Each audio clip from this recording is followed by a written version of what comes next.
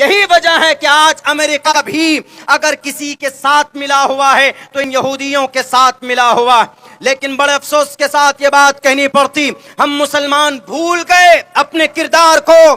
गजा पट्टी पर हमला होता है, मानता हूं कि दो तरफ से बॉर्डर खुलता है इसराइल का, गजा दो तरफ से जा सकते हैं गजा के लोग, तो इसराइल में ही जा सकते, लेकिन तीसरा दरवाजा तो मिस्र के तरफ खुलता है। तीसरा बॉर्डर ये मिस्र के जालिम हुक्मरान, ये सिर्फ मसनूई मुसलमान, ये बेईमान, ये बोलते हैं कि हम गजा के मुसलमानों को बॉर्डर खोलकर अंदर नहीं लेंगे।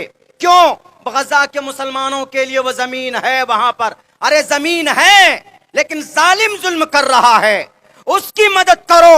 अल्लाह के नबी की हदीस नहीं पता है, अल मुस्लिमु का जसदिन वाहिदिन, अल्लाह के नबी की हदीस इन्नमल अल मुस्लिमु अखुल मुस्लिम याद नहीं है। अल्लाह के कुरान का अल्फाज इन्नमल मुमिनून इख्वा याद नहीं है कि अगर किसी मुसलमान को तकलीफ हो तो पूरे मुसलमानों को तकलीफ होनी चाहिए। क्यों? क्योंकि टोटल मुसलमान एक जिस्म के मानिंद। 10,000 सिर्फ बच्चों की लाशें गिराई गई है पिछले 25 दिन के अंदर गजा में। और ये अरब हुक्मरान, ये बहरूपी सिर्फ सैयद शाह फैसल थे जो 1967 की लड़ाई में जब पेट्रोल बंद कर दिया था तो ये अमेरिका इसराइल आया था कि सर माफ कर दीजिए, गलती हो गई, कभी नहीं हम बम गिराएंगे। लेकिन अभी ये बिक चुके, ये बेईमान ईमान फरोश अरब कंट्री के जितने भी हुक्मरान हैं पत्थर दिल हैं।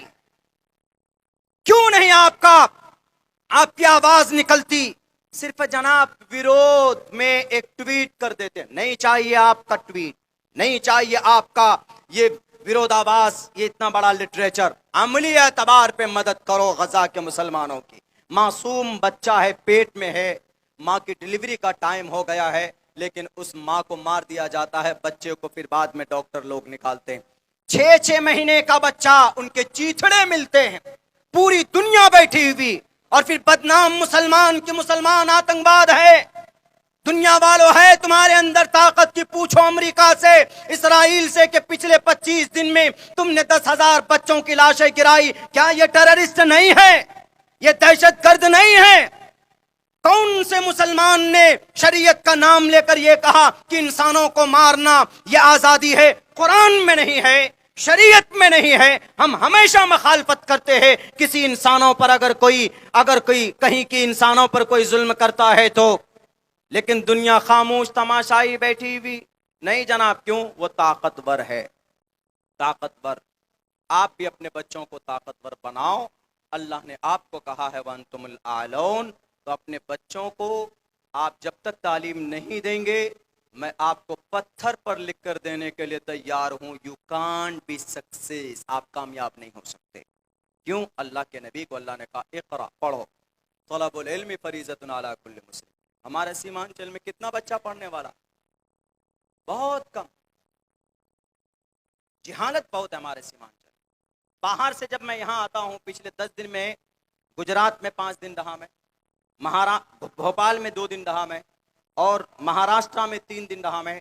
रात में लखीमपुर से 1 बजे चला हूँ मैं, लखनऊ और कलकत्ता होते हुए भी पहुंचा हूँ। जब इलाके में आता हूँ तो अफसोस होता है, अफसोस होता है यहाँ की हालत को देखकर, यहाँ के बदतहजीबी को देखकर, यहाँ के कल्चर को देखकर। ये सारी चीज़ें हम ख़त्म कर सकते हैं तालीम के ज़रिए, एजुकेशन के ज़रिए। इंशाअल्लाह अपने बच्चों को पढ़ाएंगे। अल्लाह तबारक व तआला ने कुरान करीम के ज़रिए पैगाम दिया पूरी दुनिया को। कुछ दिनों पहले की बात है, उत्तर प्रदेश से घर ही आ रहे थे। आज हम घर पहुंचे, 20 तारीख को निकले हैं, आज घर पहुंचे। घर भी नहीं पहुंचे भी, डायरेक्ट यहीं आए। यहाँ से आप घर जाएंगे, पूरे 10 दिन हो गए, 12 दिन हो गए। तो एक सफर से आ रहे थे ट्रेन में, जमात के साथ ही नमाज पढ़ रहे थे। कुछ नौजवान दिखे वहां पे, मोबाइल से गूगल पे उन्होंने कुछ सर्च किया और पढ़ने लगा, जय हनुमान ज्ञान गुण सागर। मेरे कान में आवाज पड़ी, मैं साइड में ही था, मैं उनके पास गया। मैंने उनसे कहा कि भैया जरा बताओ क्या पढ़ रहे हो? ईश्वर को, ये बजरंग बली जी को, हनुमान जी को खुश करने के लिए पढ़ रहे हो? उन्होंने कहा कि हाँ हम पढ़ रहे हैं पुण्य कमाने के लिए। हमने कहा कि ये तबलीग के साथ ही मगरिब की नमाज के लिए खड़े हुए सूरह फातिहा पढ़ रहे, तो इनके अगेंस्ट में तुम पढ़ रहे हो ना, पहले से तो नहीं पढ़ रहे थे तुम? उन्होंने कहा नहीं, इट्स फ्रीडम, आजादी है, कोई कहीं पढ़ सकता। हमने कहा नो प्रॉब्लम, पढ़ो, यकीनन तुमको याद है पूरा, पढ़ सकते हो, पढ़ो। एक लड़का, 3-4 स्टूडेंट थे, उनकी उम्र भी इतनी थी कि शायद वोटर लिस्ट में नाम नहीं होगा, 18 साल 17 साल भी मुकम्मल उनके नहीं थे, उन बच्चों के। तो वो कह रहा है कि तुम पढ़ भाई, ले। वो भी पढ़ रहा, जय हनुमान ज्ञान गुण सागर, जय कपीस लोग उजागर। वो कह रहा मुझे इतना ही आता, ले तुम पढ़। तीसरे को देता, वो कहता मुझे नहीं आता, ले तू पढ़। हमने कहा बस इतनी मोहब्बत है बजरंगबली जी से, हनुमान चालीसा भी याद नहीं है। हमने कहा लो पूरा खोलो, मैं पढ़ता हूँ। हमने शुरू किया, कम से कम 6 से 8 लाइन पढ़कर उनको बताया, जय हनुमान ज्ञान गुण सागर, जय कपीस लोक उजागर, रामदूत अतुलित बलदामा, अंजनी पुत्र पवन सुत नामा, कंचन बरन पराज सुबेशा, कानन कुंडल कुंचित केशा। हमने कहा कि सिर्फ ये बता दो, जय हनुमान ज्ञान गुण सागर, जय कपीस लोक उजागर का क्या मतलब है, बता दो। And I agree with you, मैं तुम्हें मान लूंगा। मौलाना हम लोगों को तो एक ही लाइन याद है, इससे आगे याद ही नहीं। फिर क्यों पढ़ रहे? बोला हमारा एक दोस्त है, वो कहता है जहां पर भी मुसलमान मिले, टोपी दाढ़ी वाला मिले, नमाज पढ़ता हुआ मिले, दाढ़ी वाला नजर आ जाए, टोपी वाला नजर आ जाए, कोशिश करो उनको परेशान करने की। और हम वही कर रहे थे। हमने कहा do you believe in which धर्मशास्त्रा डू यू बिलीव, कौन सी किताब पर अमल करते हो, आस्था है? का श्रीमद् भगवत गीता। मैंने कहा can you explain, can you remember, tell me the first verses and first आया, बता सकते हो? बोला नो, नहीं बता सकते, I am not able to tell you the first verses and first आया एंड फर्स्ट मंत्रा। हमने कहा वो भी मैं बताता हूँ।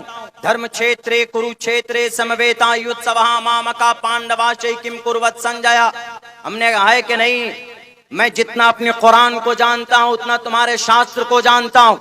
ना तो तुम्हारी शास्त्र में ये बात लिखी हुई है कि मुसलमानों को टोपी और दाढ़ी की वजह से उन्हें परेशान किया जाए, मुसलमानों के मदारिस के ऊपर खामखा उनको हरासमेंट करने के लिए तफ्तीश किए जाएं और इन बेजमीर बेईमान मीडिया वालों को भेजा जाए कि जाओ वहां पर सवाल जवाब करो। याद रखो दुनिया वालों, ये कुरान पढ़ने वाला बाकी है तो ये दुनिया बाकी, ये मदरसा बाकी है तो इस्लाम बाकी, और इस्लाम बाकी, ईमान बाकी है तो सूरज के अंदर रोशनी होगी, नहीं तो सूरज में रोशनी नहीं होगी। एक मौलाना, हम इसीलिए तो मदरसों को जलाते हैं, मदरसों की ईंट उखाड़ कर फेंकते। हमने आपके बिहार शरीफ के अंदर हमारे नौजवानों ने, तंजीमों ने इसीलिए ये काम किया कि उस मदरसों को जला दें। हमने कहा कि मदरसे की तारीख तुम्हें नहीं मालूम है, अगर मदरसे की तारीख तुम्हें मालूम होती तो ये नापाक अमल नहीं करते। उन्होंने कहा बताओ मौलाना मदरसे की क्या तारीख? हमने कहा याद करो, जब इस देश के अंदर 200 साल तक अंग्रेज गुलामी की जंजीरों में तुम्हें बांध दिया था और आजाद की जिंदगी नहीं गुजार सकते थे, उस आजादी, उस अंग्रेज, उस गुलामाना जिंदगी से निकालने के लिए अगर सबसे पहले मैदान में कोई आया था तो मौलाना शाह वलीउल्लाह मुहद्दिस देहलवी आए थे। मौलाना शाह वलीउल्लाह मुहद्दिस देहलवी, अगर मदरसा ना होता तो शाह वलीउल्लाह ना होते, अगर शाह वलीउल्लाह ना होते तो शाह अब्दुल अजीज ना होते, शाह अब्दुल अजीज ना होते तो हाजी इमदादुल्लाह भी ना होते, हाजी इमदादुल्लाह ना होते तो मौलाना ममलूक ना होते, मौलाना ममलूक ना होते मौलाना कासिम भी ना होते, मौलाना अब्दुल रशीद गंगोही ना होते, अगर ये ना होते तो शेखुल हिंद ना होते, अगर शेखुल हिंद ना होते तो शेखुल इस्लाम ना होते, अगर शेखुल इस्लाम ना होते तो अंग्रेज के सामने उनकी आंखों में आंखें डालकर कोई माए का लाल पैदा नहीं हुआ था जो ये कह सकता हो कि अंग्रेज तू जालिम है, तू इस देश को लूटने वाला है। अगर ये आवाज किसी ने बुलंद की है तो मदरसे से पढ़ा लिखा एक आलिम दीन शेखुल इस्लाम ने यह आवाज बुलंद की है। हमने कहा यह है मदरसे की तारीख। अगर मदरसा ना होता तो ये देश आजाद नहीं होता। फाइनल कानून संविधान है बना हुआ इस देश का। बैरकैफ ये तो बात हो गई इससे। अब हम मुसलमानों को अल्लाह ने कुरान में कहा है वअंतुमुल आलौन, और अल्लाह ने कुरान करीम के अंदर कहा है यहूदियों के लिए जो आज जुल्म सितम की बरसात कर रहे हैं, उनके लिए कहा ज़ुरिबत अलैहिमुज़ ज़िल्लतु वल मस्कना। क्या वजह है कि आज वो इतने कामयाब?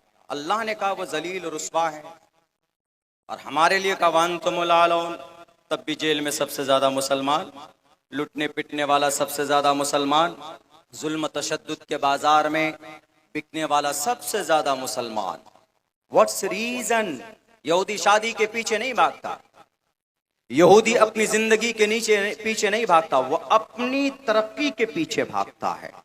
यही वजह है कि आज दुनिया के अंदर 780 प्रोडक्ट ऐसे हैं कि जिनका प्रोडक्शन हाउस, ये mobile, iPhone, Nokia, Motorola, Oral B brush, और जनाब drink, Mirinda, Sprite, Coca Cola, Thums Up, cosmetic की दुनिया में चले जाओ, कैप्सी की दुनिया में, खान पान की दुनिया में चले जाओ, हर जगह पर यहूदी ने अपना सिक्का और अपना झंडा गाड़ा। लेकिन जालिम कौम, सबसे ज्यादा लुटने वाली कौम आज जालिम बन गई। क्यों बनी, कैसे बनी? दो तीन चीजें ऐसी है जो उन्होंने हमसे लिया। एक तो ये कि उन्होंने एजुकेशन पे मेहनत की, तालीम पे मेहनत की। वो अलग बात है कि कौन से तालीम पे मेहनत की। मैं तो मॉडर्न एजुकेशन में और दीनी एजुकेशन में, मॉडर्न एजुकेशन को जन्म दिया गया 1842 में। सुनिए, मॉडर्न एजुकेशन कोई मॉडर्न नहीं है, जदीद तालीम जिन्हें बोलते। साइंस कुरान से निकला, विज्ञान मैथ कुरान से निकला। पढ़िए कुरान को। कैम्ब्रिज यूनिवर्सिटी में, लंदन के अंदर एक किताब पढ़ाई जाती है डॉक्टरों को, अल कानून। इस किताब को लिखने वाला कोई बड़ा मुफक्किर नहीं है, शेख हुसैन इब्न अली सीना, मदरसे का पढ़ा लिखा। दवाई तैयार करने के लिए जाबिर इब्न हय्यान की केमिकल डाली जाती है, ऑपरेशन करने के लिए कासिम अबुल कासिम अज़्ज़हरावी। दुनिया के अंदर इतना बड़ा डॉक्टर नहीं जितना बड़ा डॉक्टर इस्लाम ने पैदा किया, अबू बकर मोहम्मद बिन ज़करिया राजी, इस्लाम के प्लेटफॉर्म से। इसीलिए ये चीजें अलग नहीं है। पहले जमाने में एक तरफ इमाम गज़्ज़ाली होते थे तो उसी दरसगाह से पढ़कर अल बैरूनी निकलता था। उसने शराब के गुनाह को नहीं जाना। Education, the primary aim of education is to prepare and to qualify the new generation for participation in the development cultural society. अपने समाज को तरक्की याफ्ता बनाना हो तो अपने बच्चों को पढ़ाओ।